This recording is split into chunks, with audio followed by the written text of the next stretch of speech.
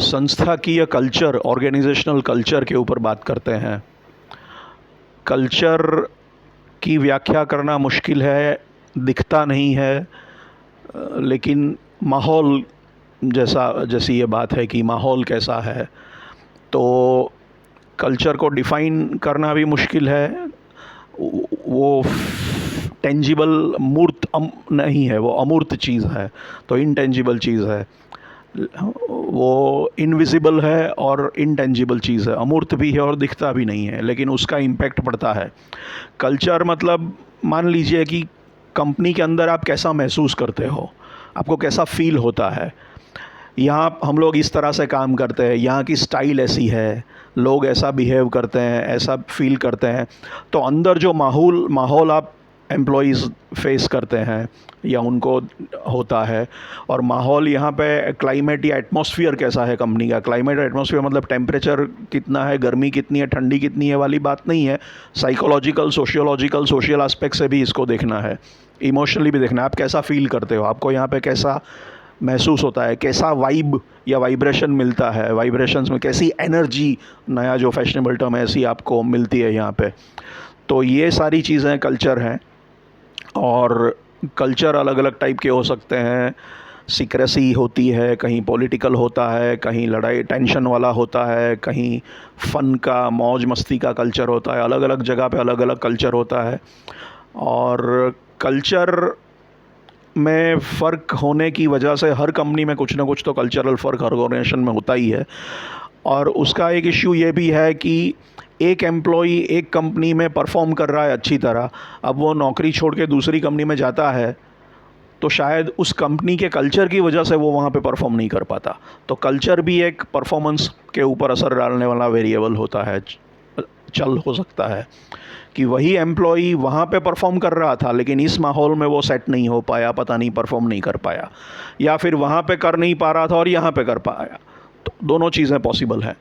तो ये कुछ ऐसी चीज़ है जो समझाना मुश्किल है। तो ये खाली एम्प्लॉई का पार्ट नहीं है, ऑर्गेनाइजेशन का ओवरऑल जो कल्चर है, उसकी स्टाइल है, पद्धति है, इस स्टाइल से यहाँ पे काम होता है, पूरा जो टोटालिटी में माहौल है उससे भी परफॉर्मेंस पे फ़र्क पड़ता है, सेटिस्फेक्शन पे, अलग अलग चीज़ों पे फ़र्क पड़ता है। जॉब सेटिस्फेक्शन से लेके काफ़ी चीज़ों पे, परफॉर्मेंस पे भी। जैसे हम कभी कभी कहते हैं कि भाई हिंदुस्तान में लोग कोई काम करता है और फिर फॉरेन में जाता है तो अलग स्टाइल से काम करता है, यहाँ पे शायद सक्सेसफुल नहीं है और फॉरेन जाके वो सक्सेसफुल हो जाता है। तो हो भी सकता है, नहीं भी हो सकता है, लेकिन ये कल्चरल डिफरेंस आया कि भाई अमेरिकन कल्चर अलग है, इंडियन कल्चर अलग है। जैसे घरों में भी कल्चर होता है कि ये कंजर्वेटिव है कल्चर, यहाँ पे रूढ़िगत ज़्यादा है, ऑर्थोडॉक्स ज़्यादा है, जहाँ पे थोड़ा मॉडर्न है, तो ये टाइप का कंपनियों में भी रहता है।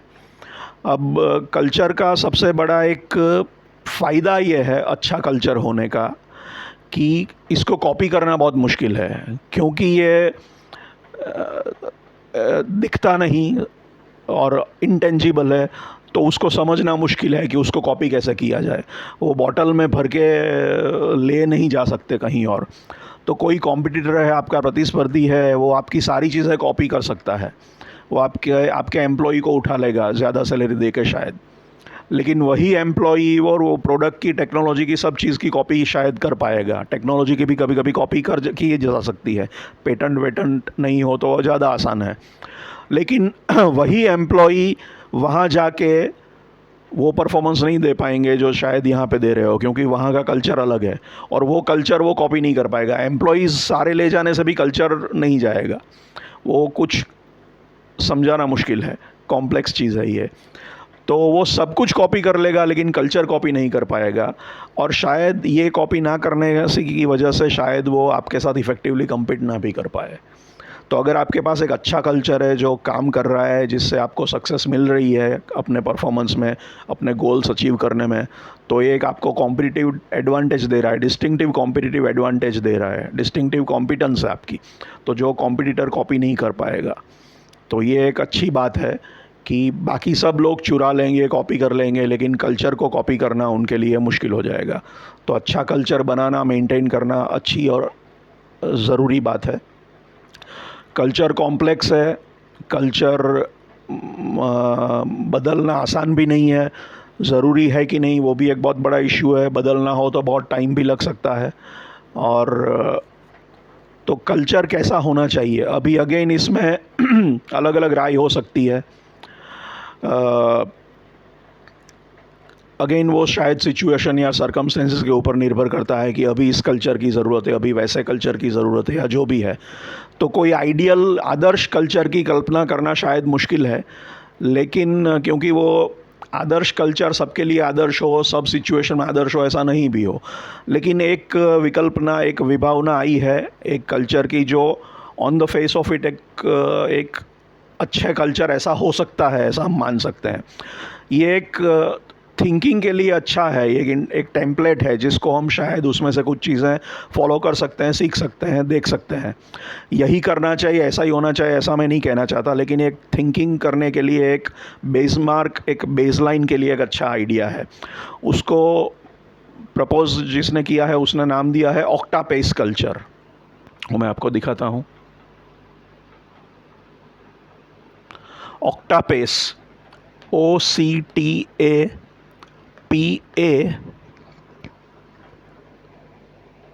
और CE लास्ट में। अब ऑक्टापेस का मतलब क्या हुआ? ऑक्टा मतलब 8, पेस मतलब स्टेप्स या व्हाटएवर। तो ये 8 चीज़ें इसमें आती है। पहला है ओपननेस, खुलापन। खुलापन मतलब मुक्त फ्रीडम भी हो गई। मुक्ति से आप डिस्कशन कर सकते हो, फ्रीली बात कर सकते हो, डिस्कशन कर सकते हो। सीक्रेसी वहाँ पे कम का है, ट्रांसपेरेंसी, पारदर्शिता ज़्यादा है। उस टाइप का एक माहौल है जहाँ पे आपको एकदम सिकुड़ा हुआ, बंद जैसा महसूस नहीं होता। फ्रीडम है, खुलापन है माहौल में। दूसरा है कन्फ्रंटेशन। कन्फ्रंटेशन का मतलब है यहाँ पे झगड़ा नहीं, प्रॉब्लम से को फेस करना। कई जगह पे हम प्रॉब्लम को छुपाते हैं, प्रॉब्लम को इग्नोर करते हैं। जैसे कहते हैं ना कि कचरे को वो कारपेट के नीचे धकेल दिया या कोने में धकेल दिया। तो प्रॉब्लम को हम धकेल नहीं देते, प्रॉब्लम को हम सामने ला के रिजॉल्व करते हैं। प्रॉब्लम को इग्नोर नहीं करते, ना साइड पे रख देते हैं, क्योंकि वो चलेगा नहीं, कभी ना कभी सॉल्व तो करना पड़ेगा। तो प्रॉब्लम्स को कन्फ्रंट करने की बात है। तकलीफ़ें आएंगी, एंटिसिपेट करना है, उससे डील करना है, वरना वो बाद में ज़्यादा तकलीफ़ क्रिएट कर सकता है। तो प्रॉब्लम को कन्फ्रंट करना, फेस करना, ये वाली बात है। झगड़े करने की यहाँ पे नहीं कहा गया है।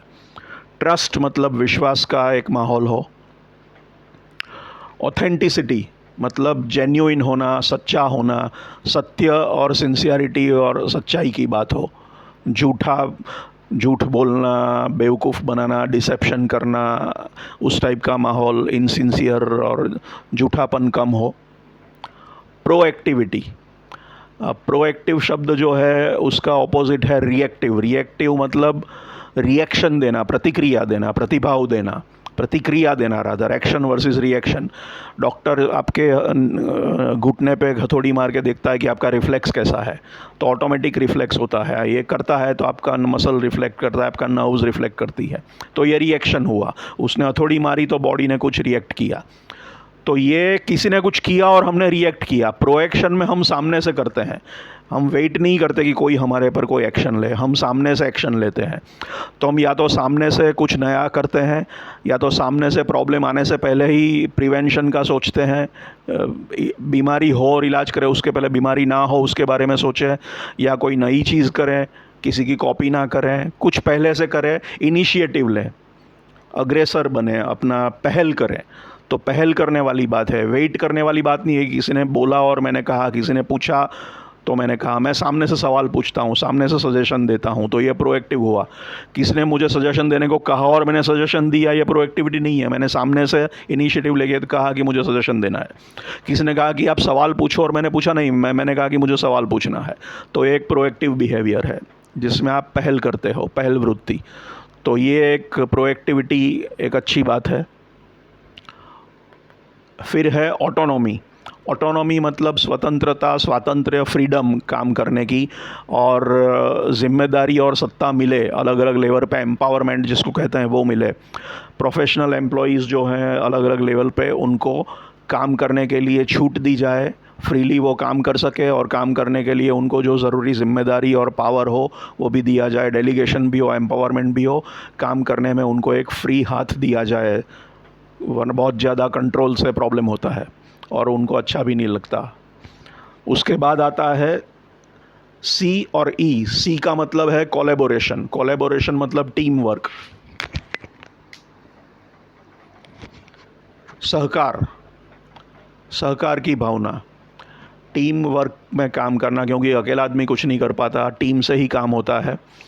तो परस्पर सहकार से काम करना, टीम की तरह काम करना, तो इंडिविजुअल से टीम अच्छा परफॉर्म कर पाएगी। और सिनर्जी का कॉन्सेप्ट आता है, जहाँ पे सिनर्जी को आप कहते हो सिंक्रोनाइज्ड एनर्जी, ऐसा कुछ कह सकते हो।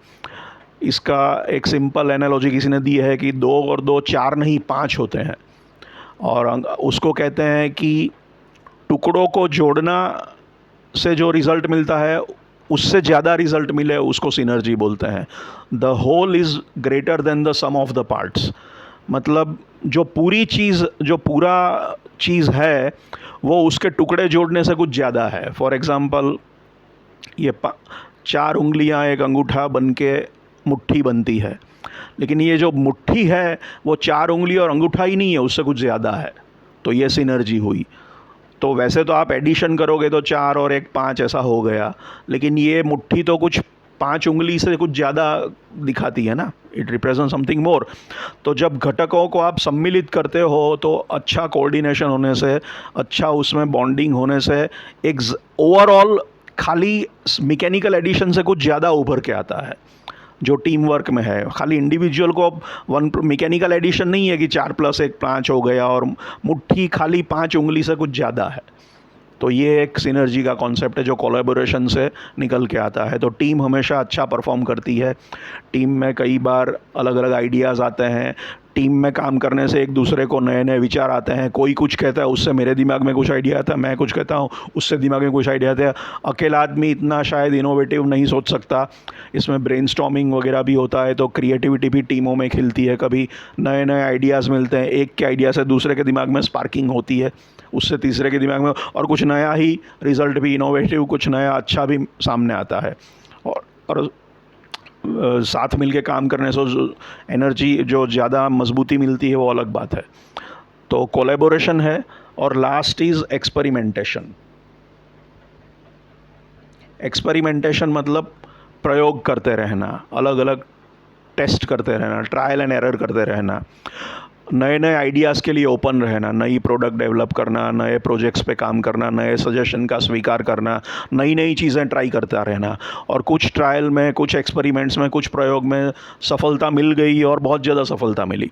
तो सब कुछ सेट तो होता नहीं, कभी कभी नया, वरना तो नया कुछ होता ही नहीं। तो नई चीज़ों के लिए दिमाग को खुला रखना, नए एक्सपेरिमेंट्स को अलाउ करना, प्रोडक्ट्स में, प्रोसेस में, एम्प्लॉयज़ को भी छूट देना, ताकि कंपनी कुछ अच्छा और बड़ा, और कभी कभी कोई क्लिक कर जाए काम, तो बड़ा और अच्छा काम भी कंपनी, रिज़ल्ट अच्छा भी दे पाए।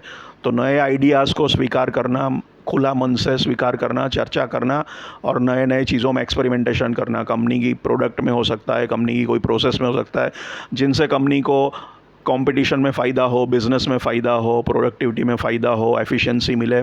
कंपनी के बेसिकली इंटरनल एक्सटर्नल ऑब्जेक्टिव्स में उसको फ़ायदा मिल सकता है, ज़्यादा फ़ायदा मिल सकता है। तो ये एक कल्चरल कॉन्स्ट्रक्ट है ऑक्टापेस, जो एक अच्छा कॉन्सेप्ट लग रहा है।